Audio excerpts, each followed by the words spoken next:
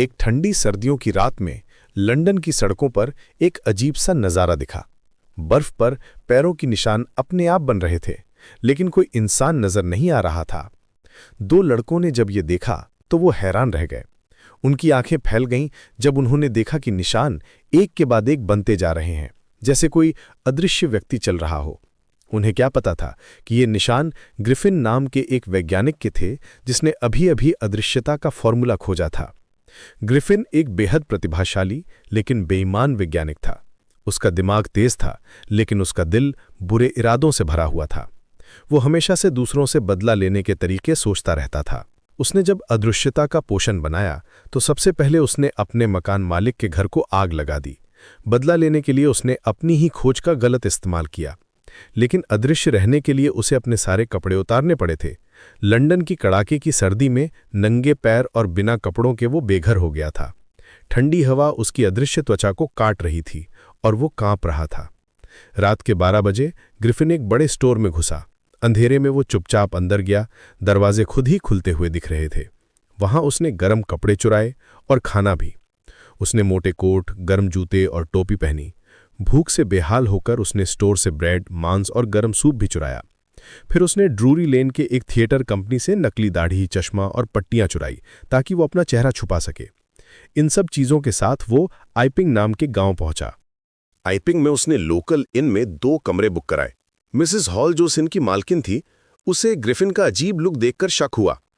पूरे चेहरे पर पट्टियां, काले चश्मे और हमेशा गुस्से में रहने वाला ये आदमी किसी को भी संदेहास्पद लग सकता था। वो बात करते समय चिल्लाता था और किसी से मिलना जुलना नहीं चाहता था। ग्रिफिन ने कहा था कि एक एक्सीडेंट की वजह से उसका चेहरा खराब हो गया है और वो अकेले रहना चाहता है। मिसेस हॉल को लगा कि इस आदमी में कुछ तो गड़बड़ है। कुछ दिन बाद गांव के पादरी के घर चोरी हो गई। पादरी की अलमारी से पैसे और कीमती सामान गायब हो गया था।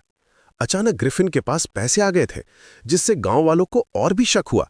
वो सोचने लगे कि ये अजनबी आदमी कहीं चोर तो नहीं है। एक दिन जब मिसेस हॉल अपने पति के साथ ग्रिफिन के कमरे में गईं, तो वहां एक अजीब घटना हुई। कमरे की कुर्सी अपने आप उछली और उन दोनों पर हमला कर दिया। कुर्सी हवा में तैर रही थी और उन्हें धक्के मार रही थी।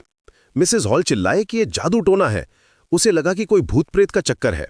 गांव वालों ने तय किया कि ग्रिफिन को गिरफ्तार करना होगा। उन्होंने सोचा कि ये सब अजीब घटनाएं इस अजनबी के आने के बाद ही हो रही हैं। कांस्टेबल जैफर्स को बुलाया गया। जैफर्स एक बहादुर पुलिस वाला था जो अपने काम को लेकर बहुत सीरियस था।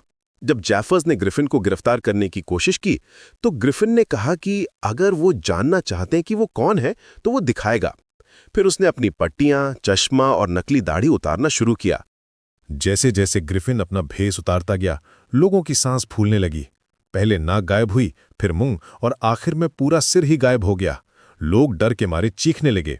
एक बिना सर का आदमी उनके सामने खड़ा था। औरतें बेहोश होने लगीं और मर्द डर के मारे पीछे हटने लगे। किसी ने ऐसा नज़ारा पहले कभी नहीं देखा था। लेकिन कांस्टेबल जेफर्स ने हिम्मत नहीं हारी।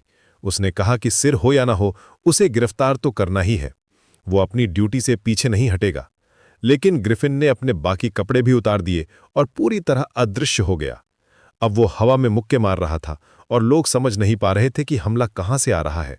हवा में सिर्फ आवाजें सुनाई दे रही थीं। जेफर्स को एक जोरदार मुक्का लगा और वो बेहोश हो गया। उसका चेहरा सूज गया और वो जमीन पर गिर पड़ा। बाकी गांव वाले भी डर के मारे भागने लगे। बच्चे रो रहे थे और बड़े लोग समझ नहीं पा रहे थे कि ये सब क्या हो रहा है। ग्रिफिन ने इस अफरा तफरी का फायदा उठाया और वहां से भाग निकला। गांव में सिर्फ डर और अफवाहें रह गईं।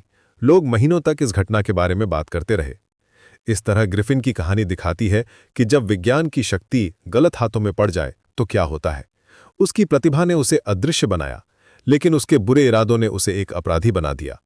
वो अपनी खोज का इस्तेमाल दूसरों की मदद के लिए कर सकता था, लेकिन उसने सिर्फ अपने फायदे के लिए इसका गलत उपयोग किया। उसके मन में बदले की आग थी जिसने उसे अंधा बना दिया। ग्रिफिन की ये यात्रा हमें सिखाती है कि शक्ति के साथ जिम्मेदारी भी आती है। उसके पास अद्भुत क्षमता थी, लेकिन